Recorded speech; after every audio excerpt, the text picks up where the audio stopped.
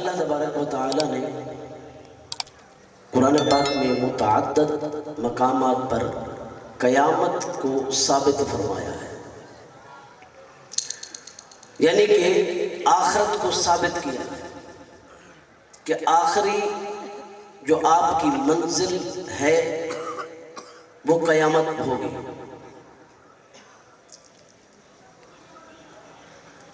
کافی لوگوں نے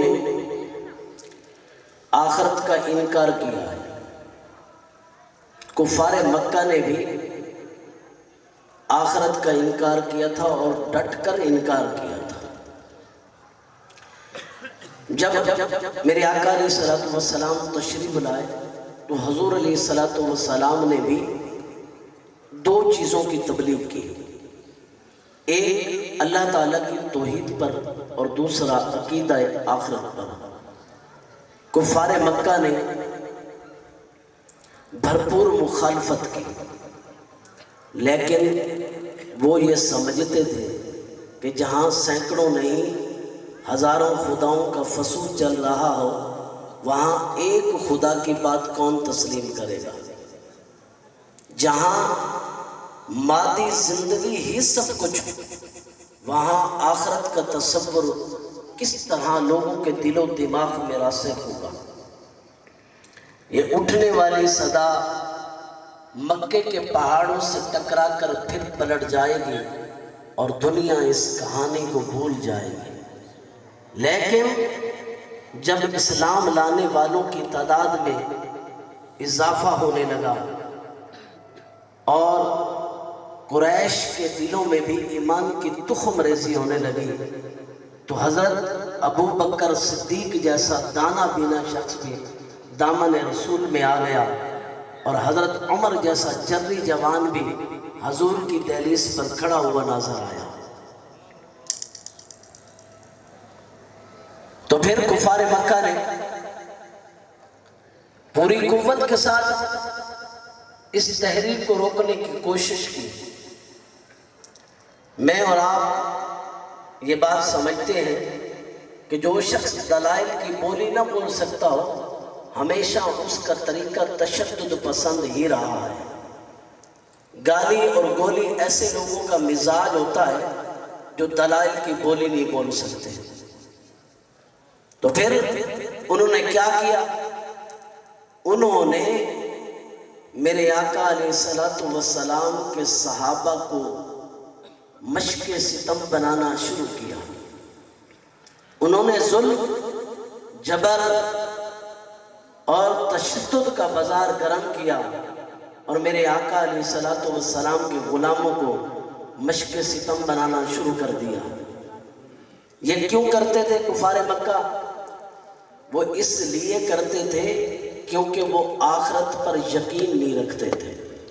وہ کہتے تھے کہ یہ جو ہم زندگی گزار رہے ہیں یہی زندگی ہے، لیکن میں آپ سے سوال کرتا ہوں، آپ بتائیں کہ اگر کوئی شخص دنیا میں اللہ تبارک و تعالیٰ کی ساری زندگی نافرمانی کرتا رہے، دنیا میں شراب پیتا رہے، زنا کرتا رہے، بدکاریاں کرتا رہے، داد عیش کرتا رہے اور کمزوروں پر ظلم کے پہاڑ توڑتا رہے اور جب مر جائے تو کچھ بھی نہ ہو، تو یہ عقل کے خلاف ہے۔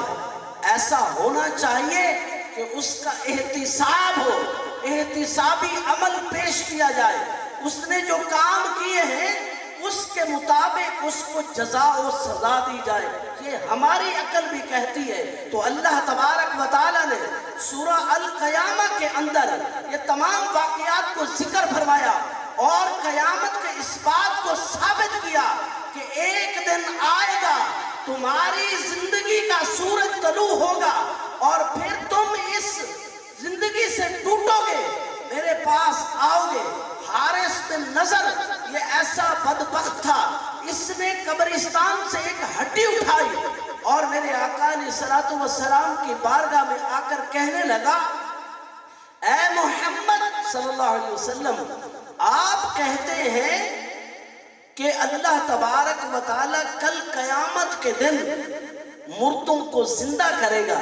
یہ ہڈی جو میں قبرستان سے اٹھا کر لایا ہوں میرے ہاتھوں کے لمس کو برداشت نہیں کر رہی, اور میرے ہاتھوں کے لمس سے لگتے ہی یہ ریزہ ریزہ ہو کر ٹوٹ رہی ہے. تو اللہ تبارک و تعالی ان کو کیسے زندہ کرے گا؟ تو اللہ تبارک و تعالی نے قرآن پاک میں ارشاد فرمایا کہ تو کہتا ہے کہ میں زندہ نہیں کر سکتا. ارے میں وہ رب ہوں جس نے تجھے ماں کے پیٹ میں پیدا کیا. آؤ تمہیں قرآن پاک سے میں بتاتا ہوں. اللہ تبارک و تعالی ارشاد فرماتا ہے اے ابن آدم ذرا غور کر میری قدرت پر. دیکھ تیری ماں کے پیٹ میں ہم نے پانی کے قطرے کو ٹھہرایا, پھر اس کو 40 دن کے بعد ہم نے اس کو خون میں تبدیل کیا. اللہ تبارک و تعالی ارشاد فرماتا ہے میری قدرت کو دیکھ, 40 دن کے بعد ہم نے اس کو گوشت کے لوتھڑے میں تبدیل کیا. اللہ تبارک و تعالی ارشاد فرماتا ہے پھر ہم نے اس کو گوشت کے لوتھڑے کو سب سے پہلے تیری ماں کے پیٹ میں شہادت کی انگلی کو پیدا کیا. اللہ تبارک و تعالی ارشاد فرماتا ہے ہماری وفا دیکھ, ہماری کاریگری دیکھ, مجھے رب مان. اللہ تبارک و تعالی ارشاد فرماتا ہے پھر آہستہ آہستہ تیری افزائش ہونے لگی, تو بڑھنے لگا. اب سائنس کہتی ہے کہ اگر بچہ ماں کے پیٹ میں منہ کھولے تو اس کی ڈیتھ ہو سکتی ہے, وہ مر سکتا ہے, لیکن اللہ تبارک